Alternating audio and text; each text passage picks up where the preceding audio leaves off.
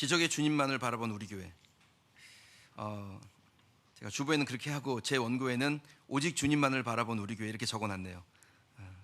같은 겁니다. 네, 오늘 말씀이 여러분에게 여러분의 삶에 하나님의 크고 위대하심이 무엇인지를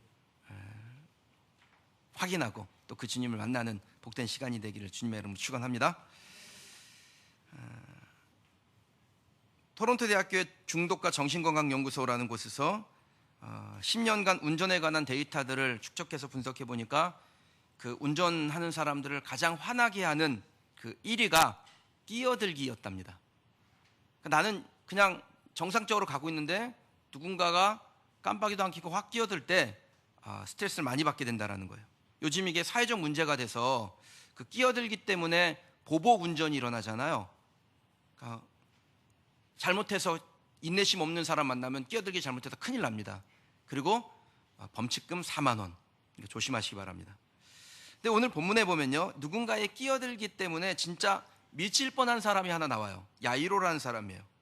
예수님께서 갈릴리 바닷가에서 사람들을 모아 복음을 전하고 계셨는데 야이로라는 한 회당장이 예수님께 찾아와 자기의 어린 딸이 죽게 되었으니 그 어린 딸에게 오셔서 안수하여 그를 좀 구원해 달라고 간곡하게 요청을 합니다.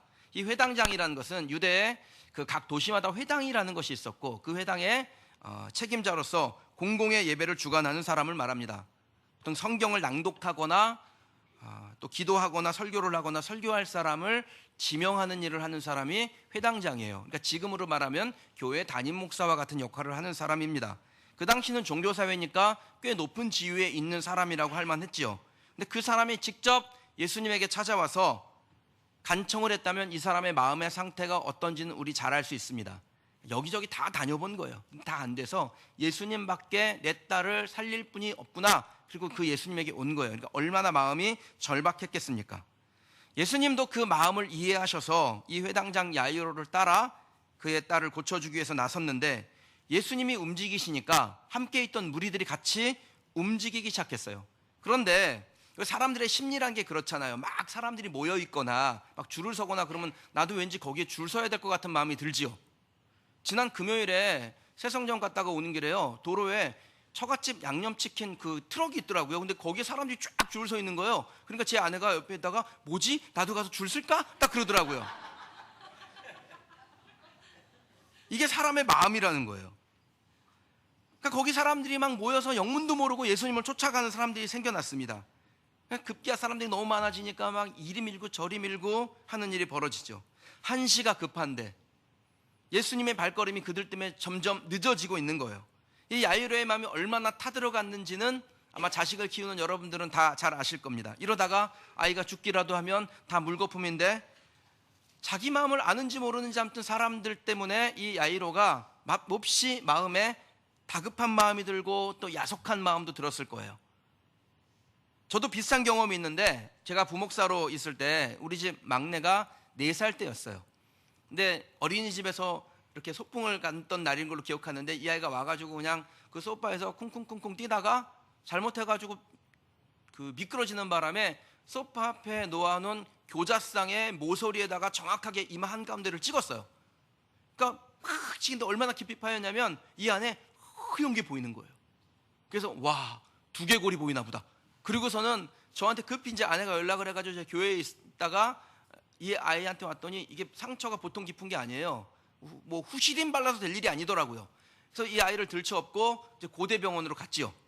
고대병원에 가가지고 그 의사 간호사에게 딱 아이를 보이면 보통 우리가 드라마에서 보통 그러잖아요. 이렇게 응급환자 딱 들어가면은 막 간호사 의사들 막 달라붙어가지고 성형외 같은 막 의사가 막 달라붙어가지고 막 CP 200, 220, 뭐 VRT 190 빨리 사진 찍고 ER로 보내 막 이럴 줄 알았는데 나만 심각하지 하나도 안 심각해요. 이 사람들은 접수하고 대기실에서 기다리면 호명할 겁니다. 한참 기다렸는데 호명도 안 해요. 고대병원에서 그런지 그대로 있었어요. 애가 얼마나 울었는지 그냥 축 늘어져가지고 있지요. 피는 계속해서 스며 나오는데 집에서 가져간 그 가재 수건으로 닦는데 이러다가 감염되면 어떡하지 막 이런 마음도 들지. 무엇보다 열이 받기 시작하는데 나보다 늦게 온 사람이 진료를 먼저 받더라고요. 그런데 제가 나중에 알았어요. 그 응급실은 선착순이 아니더라고요. 중환 환자 순이더라고요. 그러니까 의사가 볼 때 나는 되게 중하다고 생각했는데 의사들이 볼 때 우리 아이는 그렇게 중한 환자는 아니었던 것 같아요. 어쨌든 이제 시간이 돼서 인턴이 와가지고 이렇게 보는데요. 성형외과 선생님 오셔야 될 것 같은데 어떻게 호출하시겠습니까? 그러시더라고요. 그래서 성형외과 선생님 호출하면 언제 할 수 있습니까? 그랬더니 지금 퇴근하셔가지고 지금 호출하면 한 새벽 2시쯤이나 되려나 모르겠어요. 딱 그러는데 열이 확 오르는 거예요. 다른 방법은 없냐 그랬더니 외과 선생님이 있으니까 외과 선생님한테 이 봉합하면 됩니다. 그래요. 외과 선생님 봉합하면 어떻게 되죠? 그랬더니 뭐 그냥 좀 얼기설기 되죠. 욱 하더라고요. 근데 마침 이제 제가 아는 분이 중앙동에 성형외과를 하는 분이 계세요, 선생님이. 그래서 그분한테 전화를 했는데 또 가는 날이 장날이라고 이분이 세미나가 있어서 외국에 나가 계시다는 거예요. 근데 하시는 말씀이 이게 상처가 나서 봉합을 할 때 그 처치를 함부로 하지 말고 24시간 안에만 하면 되니까 일단 집에 가서 쉬고 내일 아침에 성형외과 문 열면 아무 성형외과나 가서 잘 처치하고 봉합을 하면 됩니다. 그렇게 알려주셔서 그냥 아이를 데리고 한 10시 반, 11시쯤에 아이 왔어요. 그리고서는 그냥 뭐 자는 둥 마는 둥 새벽에도 일어나가지고 상처를 들여다보고, 여러분 아시잖아요. 제가 걔를 얼마나 이뻐하는지. 그냥 들여다보고 이렇게 하다가 이제 아침 9시가 돼서 애를 들쳐 업고 다시 이제 중앙동에 갔어요. 성형외과들 찾아가는데 성형외과 의사들마다 다 안 해준다는 거예요. 김재덕 성형외과 안 된다고 그랬습니다. 디오 성형외과도 안 된다고 했습니다. 탐탐 성형외과도 안 된다고 했습니다. 이 정도 되니까 막 내 마음에 분노가 치밀어 오르는 거예요.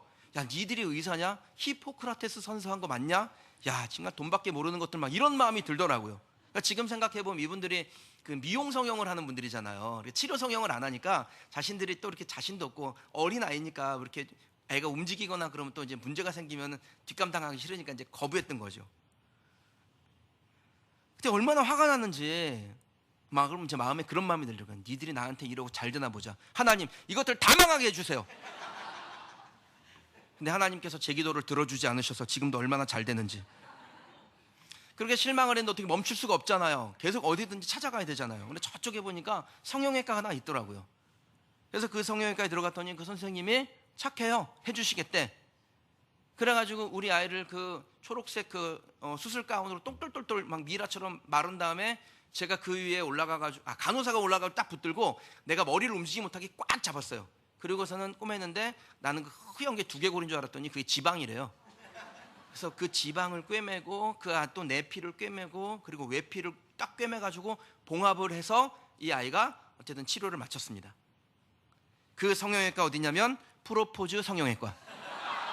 혹시 안산에서 성형외과를 이용하실 분은 프로포즈를 이용해 주시기를 좀 간곡히 부탁드립니다.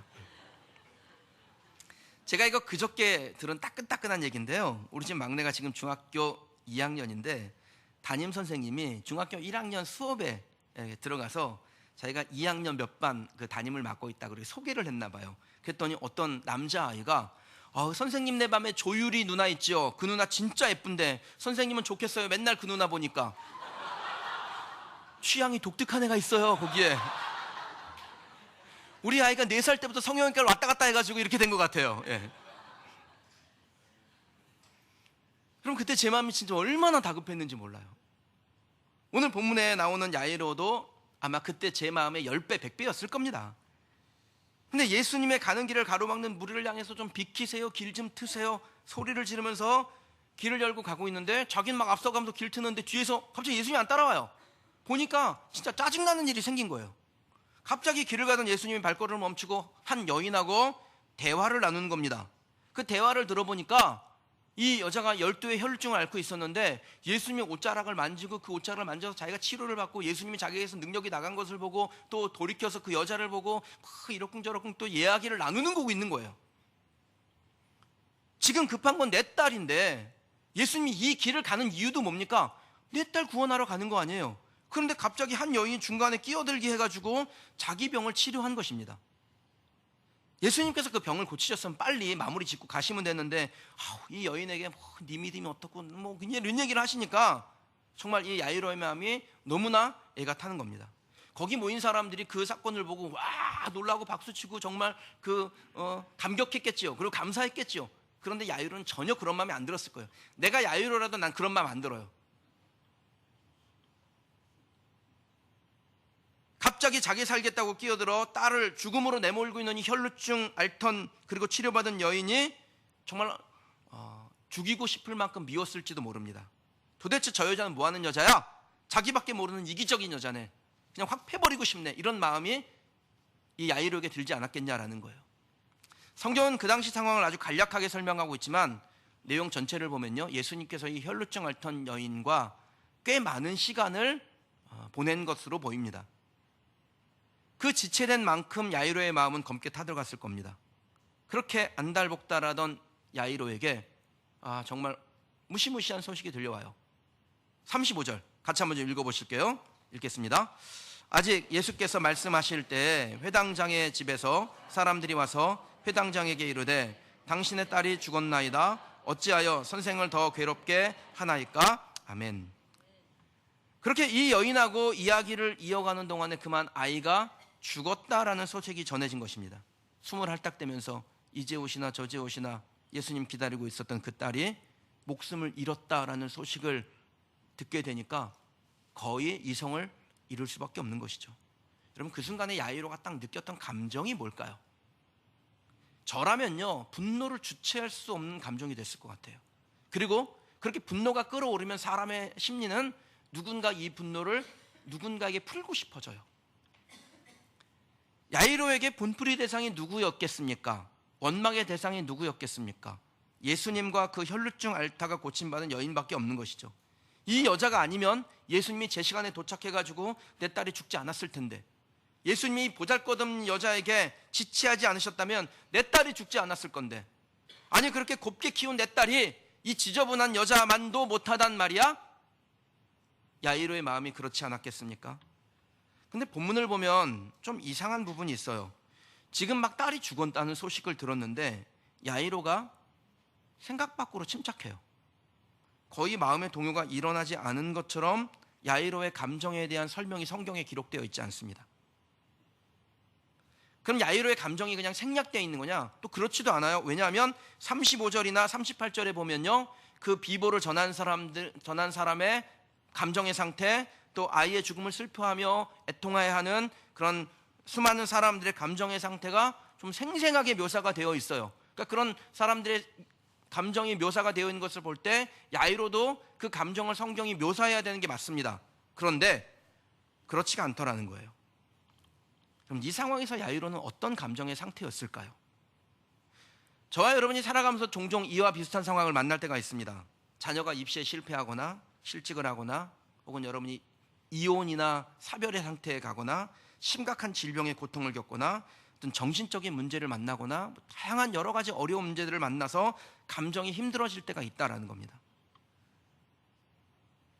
이 감정의 붕괴 상태에서 여러분 우리가 어떻게 해야 할까요? 야이로가 어떻게 했는지를 통해서, 그리고 그가 그러한 것으로 인해서 기적을 경험했던 사람이 되었기 때문에 우리도 이 야이로처럼 행함으로 하나님께서 우리에게 행하시는 기적을 보는 우리 성도들이 되시기를 주의 이름으로 축원합니다. 절망의 상황에 빠졌던 야이로가 어떻게 기적을 경험하게 됩니까? 그는 어떻게 무너진 자신의 감정을 이겨냈을까요? 동시에 우리는 어떻게 하면 이 야이로처럼 예수 그리스도께서 행하셨던 기적을 지금 이 시대에 경험하는 하나님의 사람이 될 수 있을까요? 저를 한번 따라 하시겠습니까? 주님이 나와 함께 하신다는 그 사실에 주목하자. 여러분, 우리가 이렇게 정말 어렵고 힘들고 낙심하고 절망하는 상황에 빠져서 감정의 붕괴 상태에서도 아니야, 주님은 나와 함께 하시고 나와 함께 하시는 주님은 반드시 나의 삶에 하나님의 기적을 행하실 거야. 여기에 주목하셔야 된다는 거예요.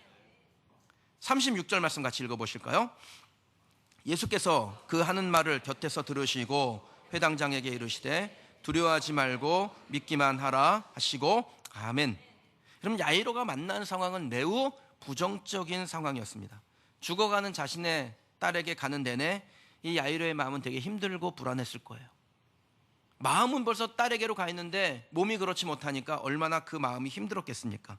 게다가 생각지도 않은 끼어들기가 일어나가지고 더더욱 불편하던 차였어요. 그런 상황에서든 아이의 사망 소식이에요. 얼마나 그를 낙심시킬 만합니까? 그때 예수님께서 이 야이로에게 즉시 전해준 말씀이 있어요. 상황은 절망적인데 예수님의 말씀이 뭡니까? 절망할 필요 없다. 희망을 가져라. 내가 너와 함께하고 있지 않느냐? 두려워하지 말고 믿기만 하라. 이 말씀 주세요. 그럼 예수님께서 이 말씀을 주셨던 때가 언제인지를 유심히 보실 필요가 있습니다. 이 말씀을 하기 전에 예수님에게 이 야이로의 딸이 죽었다는 소식을 전하는 사람들이 했던 말이 있어요. 36절에 보니까 그 하는 말을 들으시고 라고 되어 있어요. 그러니까 그 하는 말이 35절에 나와요. 그 말이 뭡니까? 예수님을 괴롭게 하지 말라라는 것입니다. 예수님 편들어 주는 것 같죠. 그런데 실상은 예수님도 죽은 사람은 어떻게 못해. 그러니까 예수님 더 이상 괴롭게 하지 마. 이건 끝난 거야 라고 말하는 거예요. 예수님 편들어 주는 것이 아니라 주님의 능력이 한정적이다라는 것을, 그래서 주님을 모욕한 것입니다. 그럼 그 말을 들을 때 야이로의 감정이요, 세상이 무너지는 것 같았을 거예요. 그럼 얼마나 귀에 쏙쏙 들어오는 말입니까? 야, 살아있을 때나 예수님이지, 죽었는데 무슨 예수님이야. 이미 다 끝나는 거야. 예수님이 할아버지가 와도 안 되는 거야. 이거는 귀에 쏙 들어오잖아요. 이성적으로 딱 받아들일만 하죠.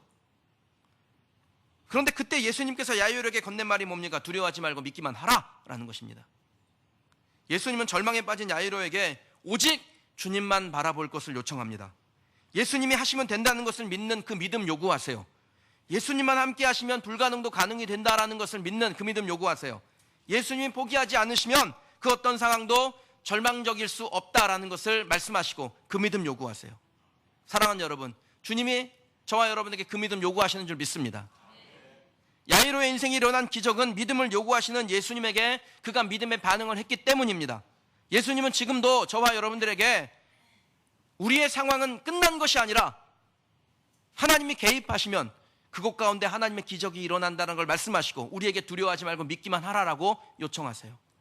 그럼 그 주님의 부르심에 믿음으로 반응하는 저와 여러분 되시기를 주님의 이름으로 축원합니다. 만약에 야이로가 믿음으로 반응하지 못했다면 예수님께서 그에게 찾아가서 그의 딸을 구원해 주시는 그 기적을 보지 못했을 겁니다.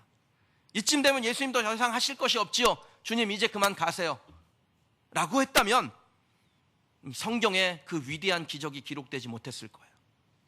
더 이상 주님을 힘들게 하지 말라는 부정적인 사람들의 말에 고개를 끄덕였다면 야이로의 이야기는 우리가 듣지 못하게 되었을 것입니다. 사랑하는 성도 여러분, 주님이 포기하지 않으셨다면 우리도 포기하면 안 됩니다. 주님이 우리와 함께하고 계시다면 역전의 가능성은 반드시 열려 있는 줄 믿습니다. 우리가 주목해야 될 것은 우리를 힘들게 하는 부정적인 환경이 아니라 나와 함께하고 계시는 하나님인 줄 믿습니다. 그 하나님 바라봐야 해요. 그 하나님 바라보고 믿음으로 서야 해요. 그 믿음으로 자신의 인생을 포기하지 않는 사람만이 기적의 사람이 되는 것입니다. 우리가 내일부터 새성전에서 이제 새벽 기도회를 시작합니다. 어제 많은 성도들이 오셔서 이제 새벽 기도회를 드릴 1층 예배당을 청소해 주셨습니다. 진짜 대단한 일이에요, 여러분. 우리가 그 건물을 다 짓고 이제 등기를 하게 되면은 이게 안정적인 그 재산이 되기 때문에 은행 관계자들이 이제 대출을 해주려고 막 여기저기서 이렇게 흔히 말하면 견적을 넣어요. 그런데 그 견적 넣는 은행 관계자 중에 한 분이 그래요. 목사님, 제가 수년 동안에 이런 경우는 본 적이 없습니다. 그럼 하나님이 하시는 거 아니에요? 5년도 안 된 교회가 이 정도의 역사를 한 것은 최근에 들어본 적이 없다는 그 우리 교회 교인도 아닌 그냥 세상에 사는 자기 돈벌이 하는 사람의 하는 그 말이 저와 여러분들에게 하나님이 하신 일입니다. 하나님이 우리 교회 성전 부지를 주실 때 저는 그 2달 전에 저에게 또 우리 여러분들에게 보여주신 일이 기억납니다. 2017년 7월 22일 12시쯤이었어요. 그린시티 도시에 그 종교 부지가 3개가 나와요. 근데 그 3개 중에 하나가 그 우선 선택권이 있는 부지예요. 수야방조제 맞기 전에 섬이 하나 있었는데 우음도라는 섬이었습니다. 그 우음도에 우음도 교회라는 교회가 있었고 이제 간척이 되면서 그 교회가 사강에 나와서 교회를 하고 있었는데 규모가 크지 않으니까 그 이제 여기다가 이 땅을 저희들이 구입할 수는 없고 거기다가 이제 프리미엄을 붙여서 매물로 내놓은 상태였어요. 그래서 매물로 나와 있는 것을 프리미엄을 주고 구입을 해야 되겠다, 그런 마음이 이제 제게 든 거죠. 그래서 우음독교회 전사님을 만나고 어떻게든지 이거를 좀 성사시켜 보려고 협상을 하는 중에 돌아오는 길에 대형 사고가 났습니다. 27톤짜리 덤프 트럭하고 거의 충돌 수준의 사고가 나서, 기억하시겠지만 그 사고로 인해서 제가 죽을 뻔만 하지 병원에 갈 만큼 상처 하나 입지도 않았어요. 정말 털끝 하나 안 다쳤잖아요. 수리비가 2천만 원 가까이 나왔고 2달 반 동안 차를 고쳤습니다. 그런데 저는 멀쩡했어요.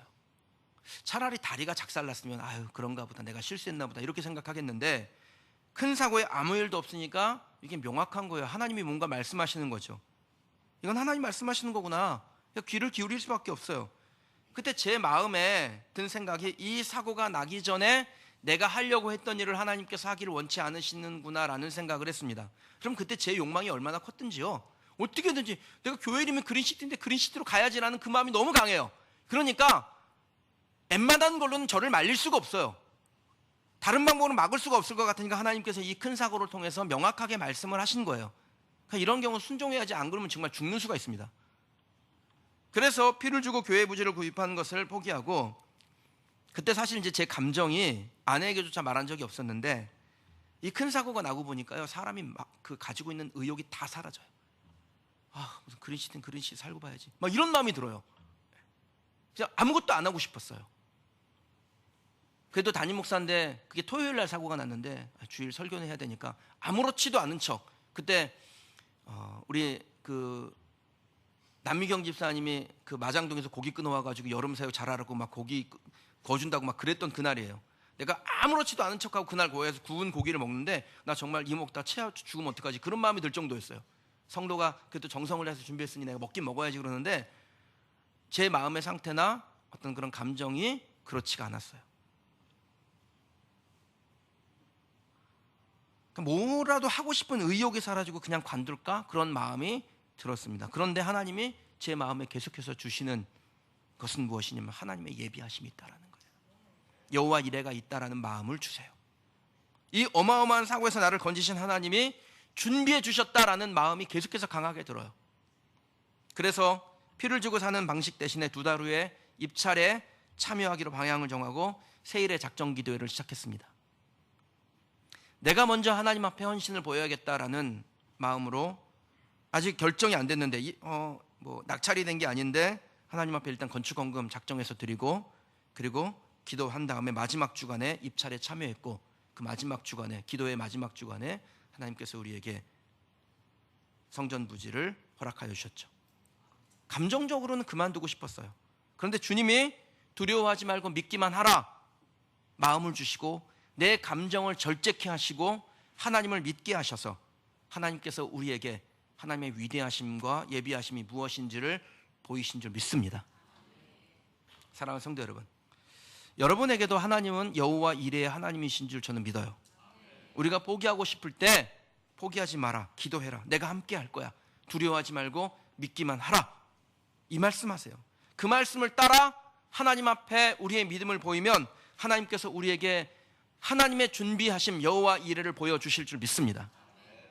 여러분들이 산업을 하든 또 건강의 문제든 무엇이건 간에 하나님은 우리에게, 상황은 절망적이고 주변에 있는 사람들이 야 이제 그만해, 이건 안 되는 거야 라고 말할 때 우리에게 주시는 마음이 뭐예요? 두려워하지 말고 믿기만 하라라는 거예요.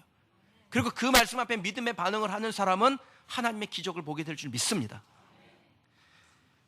동계 스포츠 중에 가장 인기 있는 종목이 쇼트트랙이죠. 우리나라 선수들이 참 잘하잖아요. 근데 이 쇼트트랙이 인기가 있는 게 왜 그러냐면, 막 역전에 역전을 거듭하고 예상치 못한 사고가 일어나서 어떻게 순위가 될지, 결정될지, 메달의 색깔이 결정될지 잘 몰라요. 봐야 알아요. 끝까지 긴장을 늦출 수 없는 스포츠입니다. 그런데 진짜 운으로 올림픽 금메달을 딴 선수가 있어요. 사람들은 그렇게 말해요. 오스트레일리아의 스티브 브래드버리라는 선수입니다. 이 선수가 2002년 솔트레이크 시티 동계올림픽에 출전을 해서 1000m 금메달리스트가 됩니다. 근데 그때 이 선수의 세계 순위가 19위였어요. 어떻게 세계 선수 무조건 19위의 선수가 올림픽에서 금메달을 딸 수 있었을까요? 그럼 이 브래드버리가 1990년부터 선수 생활하는데 모든 경기에 나가면 대부분 예선 탈락을 했습니다. 2000년에는 목뼈 골절로 선수 생활의 최대 위기를 만나기도 했습니다. 근데 포기하지 않아요. 사람들이 그만하라고, 너는 재능이 없고 실력이 없는 것 같으니 그만하라고 그러는데 포기를 안 해요. 그리고 마지막 올림픽에 도전하게 됩니다. 아무도 그에게 기대 안 했습니다. 그냥 참가에 의미를 두는 선수 정도였어요. 역시 예상대로 남자 1000m 조별 예선하는데요, 마지막 바퀴까지 꼴찌를 달리다가 앞선 선수들이 자리 다툼하는 사이에 순간적으로 치고 나가서 간신히 준준결승에 올라갑니다. 준준결승에서 3위로 예선 탈락했어요. 그런데 기적적으로 앞서가던 2위로 들어간 일본 선수가 실격 처리되면서 엉격결에 준결승에 진출하게 됩니다. 준결승에 올라가서는요, 중국 선수가 반칙을 하는 바람에 3명이 우르르 넘어졌어요. 그 바람에 2위로 결승전에 올라가게 돼요. 결승전에 오른 선수가 5명이었습니다. 모두 쟁쟁한 선수들이에요. 제가 이름 얘기하면 여러분 다 아는 선수들이에요. 결승까지 진짜 운으로 간신히 올라간 이 브래드버리가요, 마지막 바퀴를 남겨놓고 앞서가던 4명의 선수가 얼마나 앞섰냐면 무려 반 바퀴를 뒤져 있었어요. 왜 우리 쇼트트랙 보면 그런 선수 있잖아요. 맨 뒤에서 그냥 헉헉대면서 쫓아가는, 그렇게 헉헉대면서 반 바퀴 뒤져 쫓아가고 있는데 그 앞선 4선수 안현수, 안톤 오노, 리자준, 매튜 트루코, 이 4선수가 한꺼번에 엉켜버려가지고 다 자빠졌어요. 그래서 한참 뒤에 달리고 있던 이 브래드버리가 유유히 1위를 골인하고 금메달리스트가 됩니다. 언론에서 난리가 났어요. 행운의 금메달리스트라고. 그럼 정말 행운이었을까요? 단지 사람들의 눈에는 그렇게 보였을지 모릅니다. 브래드버리가 금메달을 딸 수 있었던 것은 그럼 다들 아니라고 할 때 결국 포기하지 않았기 때문이에요. 올림픽 금메달을 딴 후에 인터뷰에서 그는 이렇게 말했습니다. 혹시 나에게 찾아올지 모를 영광의 순간을 위해서 나는 하루 5시간씩 일주일에 6일을 12년 동안 쉬지 않고 훈련했습니다. 다들 이제 그만하라고 해도 안 된다고 할 때 그는 부정적인 기류에 편승하지 않고 그만두고 싶다라는 자신의 감정에 휘말리지 않고 끝까지 포기하지 않으니까 결국 그에게 금메달의 영광이 찾아왔고, 그는 많은 사람들에게 포기하지 않는 사람에게 일어나는 일이 무엇인지를 보여주는 증거가 됩니다. 사랑하는 성도 여러분, 저와 여러분들이 무엇이건 간에 두려워하지 말고 믿기만 하라라고 말씀하시는 주님의 그 음성에 믿음으로 반응해서 끝까지 붙들면 하나님은 반드시 하나님의 일하심을 우리 가운데 보여주실 줄 믿습니다. 메이저리그의 전설이라고 불리는 요기 베라라는 사람이 있습니다. 이 사람이 1973년에 뉴욕 매치라는 팀의 감독을 맡고 있을 때였어요. 팀이 꼴찌를 벗어나지 못하고 그냥 그러고 있으니까 한 기자가 감독님, 우승은 이제 물 건너간 거죠? 이렇게 물어봤습니다. 그때 이 요기 베라가 이런 말을 남깁니다. 끝나기 전까지는 아직 끝난 것이 아닙니다. 그 끝나기 전까지는 아직 끝난 것이 아니라는 말로 포기하지 않겠다고 결정한 이 요기 베라 감독이요, 그 해 1973년에 뉴욕 매치를 우승으로 이끌었어요. 사랑하는 성도 여러분, 하나님이 아직 여러분과 동행하고 계십니까? 그것을 믿습니까? 전 여러분이 그것에 주목하시길 바랍니다. 하나님이 나와 동행한다는 그 사실에 주목하시길 바랍니다. 절망의 순간이 찾아왔을지라도 하나님께서 우리에게 들려주시는 말씀, 두려워하지 말고 믿기만 하라, 이 말씀 믿는 성도들이 되시길 주님의 이름으로 축원합니다. 절망의 상황이고 감정적으로 무너진 상태에 있는 야이로가 주님에게 들은 그 말씀, 두려워하지 말고 믿기만 하라, 그 말씀 붙들고 하나님의 기적을 경험했던 것처럼 저와 여러분들도 오늘 우리에게 주시는 이 말씀 붙들고 우리의 상황을 이기고 내 감정을 이겨내고 하나님께서 우리에게 준비해 놓으신 여호와 이레를 마침내 보는 하나님의 사람, 기적의 주인공들이 되시길 주님의 이름으로 축원합니다.